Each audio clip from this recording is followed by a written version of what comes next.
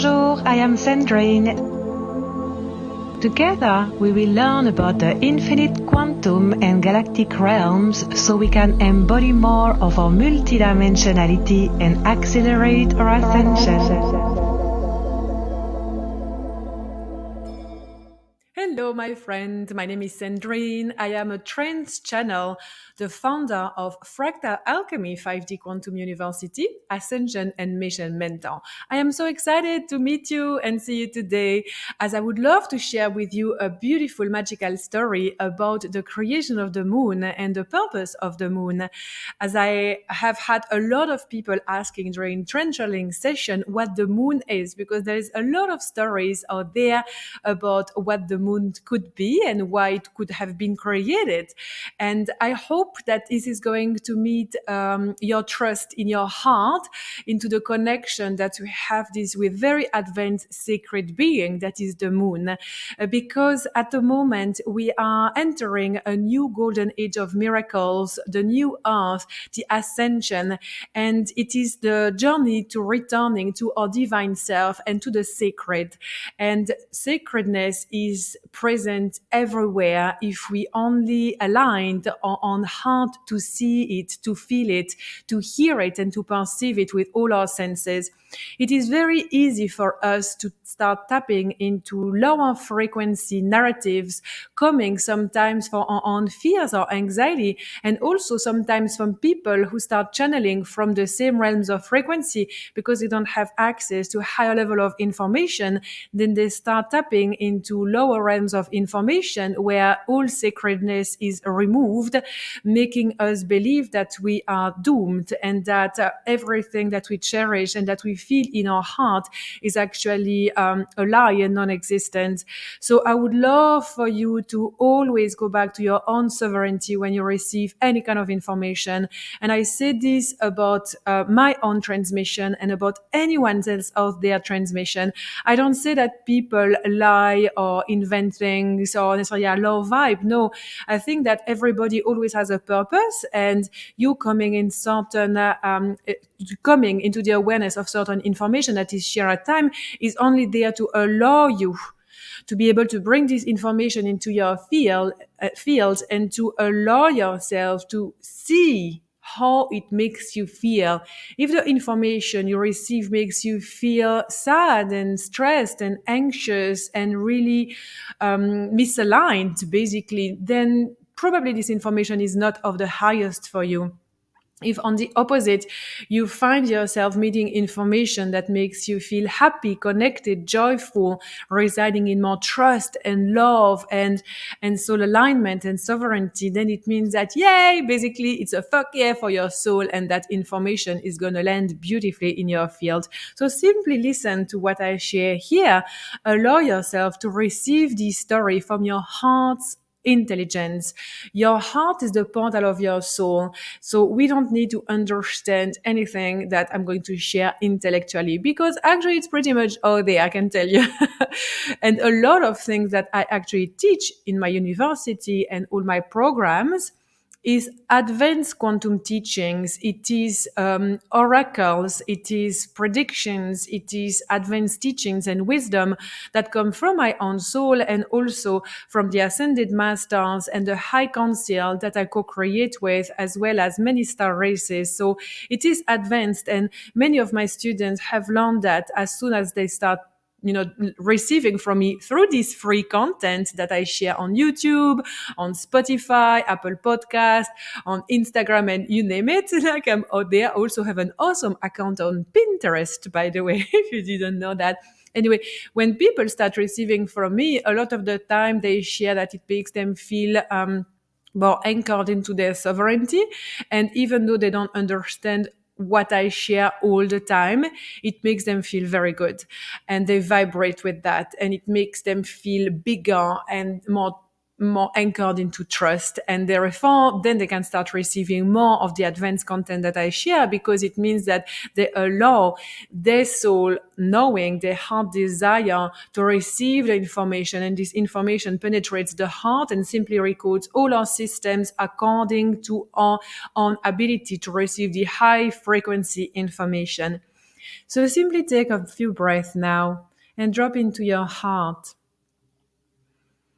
As you breathe from your heart, you're going to feel the electromagnetic field of your heart getting bigger. Stay there. Feel your heart and feel your field within you and all around you. This is transmission that I have trance channeled many times. Today I will not trance channel it. I will simply channel it again for you, as every time that I share it, it comes with more and more refinement and precision.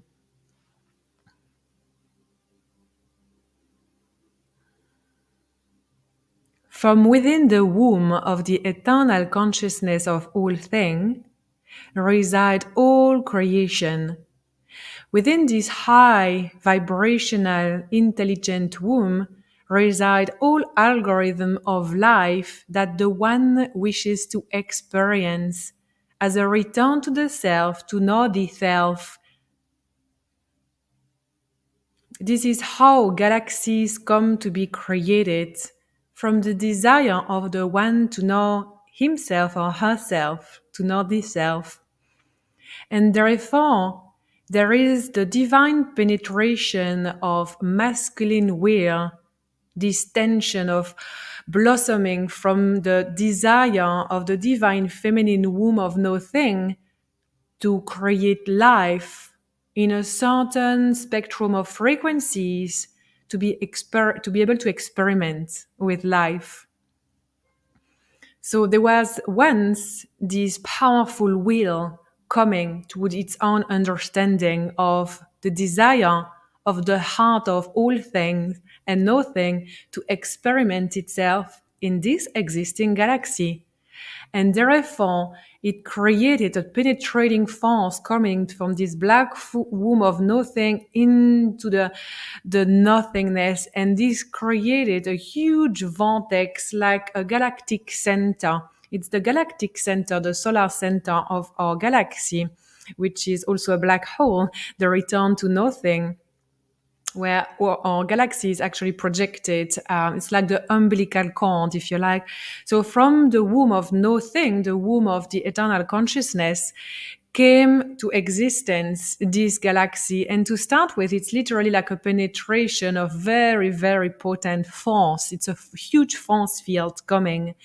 And there is this descent happening, and there's kind of this outer womb being created, which is divine masculine frequency force that can maintain the explosion of life unfolding within the womb of the new galaxy being created.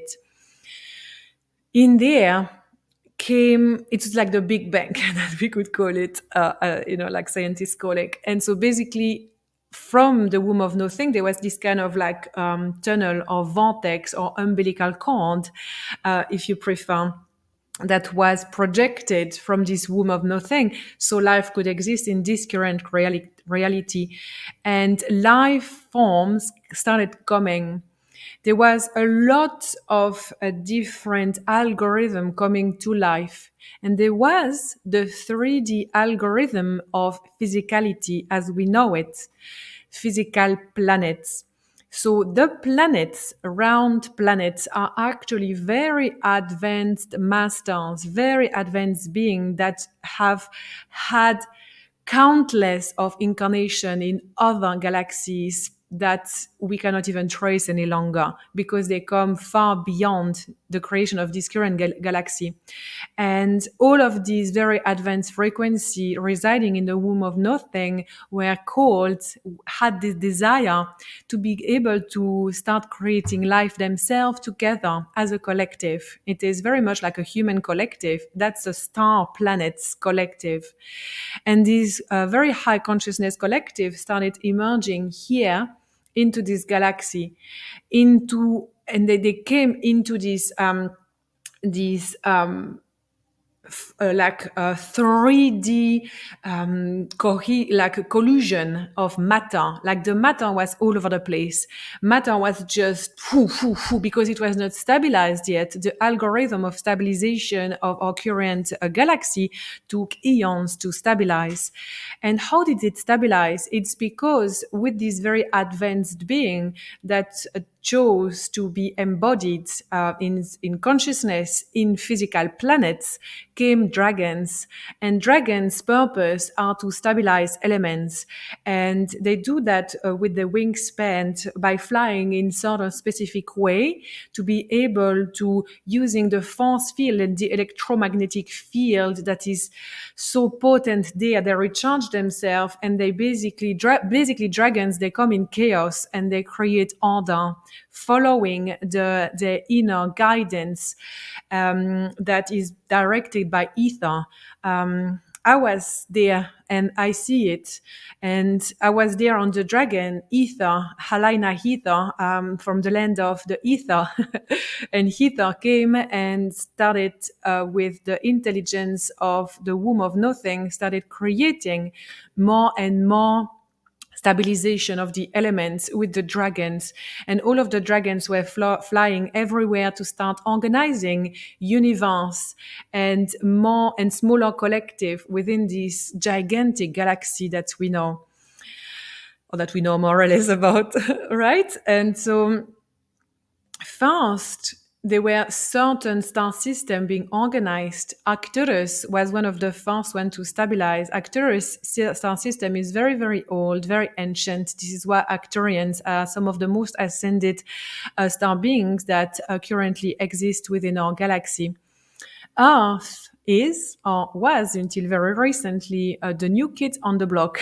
So basically, when there was this desire to continue creating with certain elements that were still experiencing chaos in some part of the galaxies, because like first they organize one part and another part and another part, and then there's always some chaos happening everywhere because it's part of a greater understanding of quantum dynamics. And the dragons came to organize our own universe, and I could see myself there as shapeshifter, like sometimes dragon, sometimes Halina riding the dragon, master dragons. And we started basically organizing this universe. And for that, it is flying in certain direction that is going to allow cohesion around a central sun that is born from the fire of the dragon. And it's got dragons there, like very strongly. And all planets actually have dragon frequency residing within their core, as dragons come every now and then in more felt or visible frequency when stabilization is needed. This is why so many of us at the moment feel very strong connection with dragons, because indeed their frequencies is very, very much coming back to help us stabilize into the new golden age of miracles as long predicted. So the dragons organized this universe perfectly because they are divine. They are a full aspect of the divine creator herself or himself as the one. And the solar sun was coded with highly divine masculine frequency. And to be able to balance this highly divine masculine frequency as the penetrating force of life itself, lunar frequency, feminine frequency was needed. So life could be birthed on Earth, but also other planets have their own moon. And the moon is the stabilization force within this more of a microcosm, if you like. Is like it's the direct divine representation and embodiment of divine masculine and divine feminine frequency. And so the divine masculine sun and the divine feminine moon allowed the earth to be stabilized, because the moon comes from a part of the earth. It is always like that. They say it's like there is a mass, a certain mass, physical mass that becomes more and more stabilized, that it's rotating. It takes this round shape with the velocity of its own electrons residing within the Earth in itself as a physical form. And then the spirit or the soul of the Earth comes down. And then there is this kind of this birthing process. So the Earth is a mother, but it spins a lot, right? And so the dragons come and they chip a part of it, and it becomes the moon.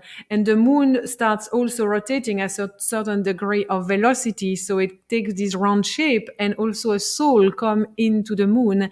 And so, if you like, it's a very interesting process of creation.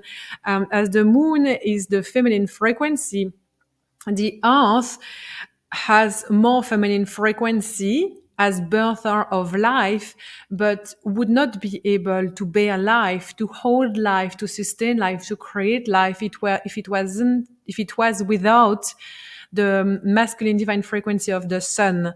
So the moon is there to organize the rhythm of the womb of the earth, the rhythm of creation.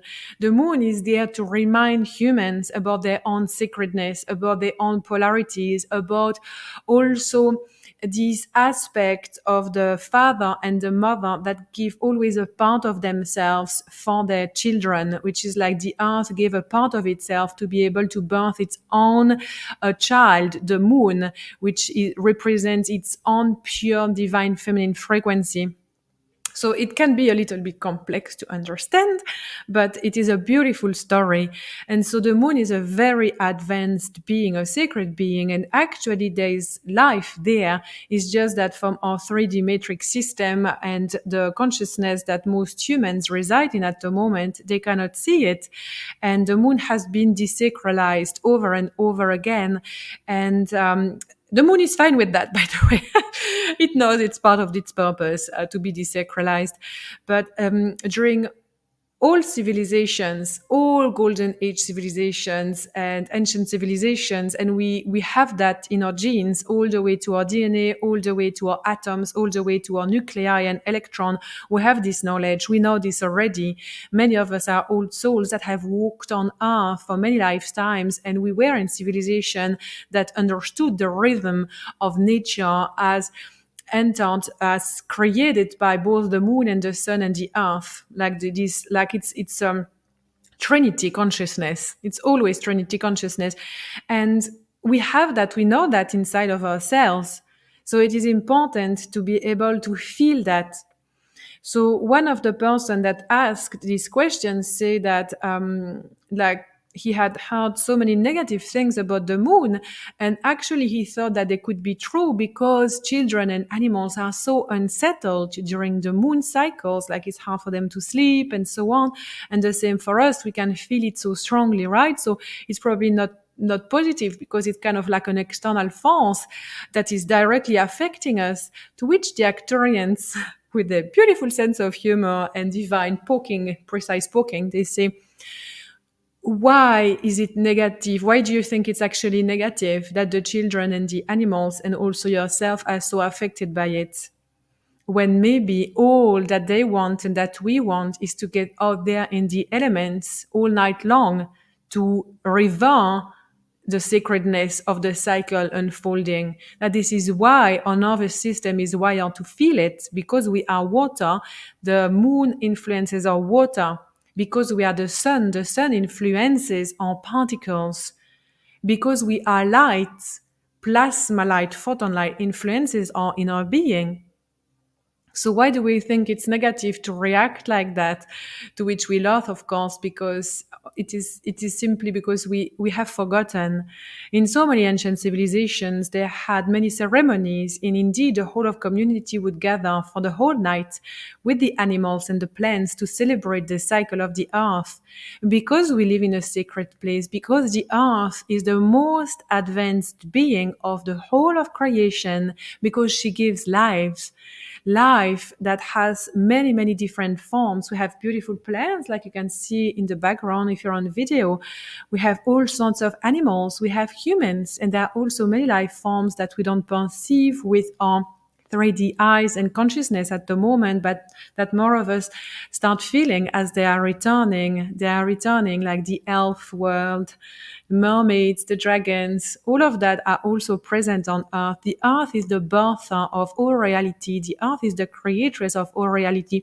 And she can do that because she lives in the union of herself with the lunar aspect and the solar aspect of her whole creation.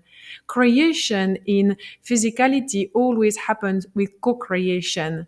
There is, apart from the unity consciousness that holds all things and nothing, everything else comes from co-creation of divine forces that operate with quantum resonance and polarities.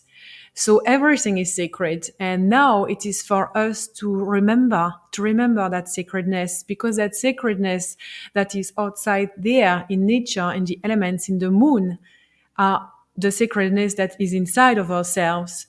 And so many of us are looking for sacredness. So many of us know that we are divine light beings, and yet we struggle to reconcile that with certain information that we receive that wants to make us believe that humanity is doomed, that we're going to be turned into robots, live in a virtual reality, that the moon is not sacred, that it's a spying station, or like that is a spaceship from the reptilians and so on. What you believe is your reality. So if you believe that, chances are that you're going to be very strongly negatively affected by all of that, by the narratives that you follow. And I know that there are many conflicting narratives out there, and that's okay. We do not need to share the same thing, all of us.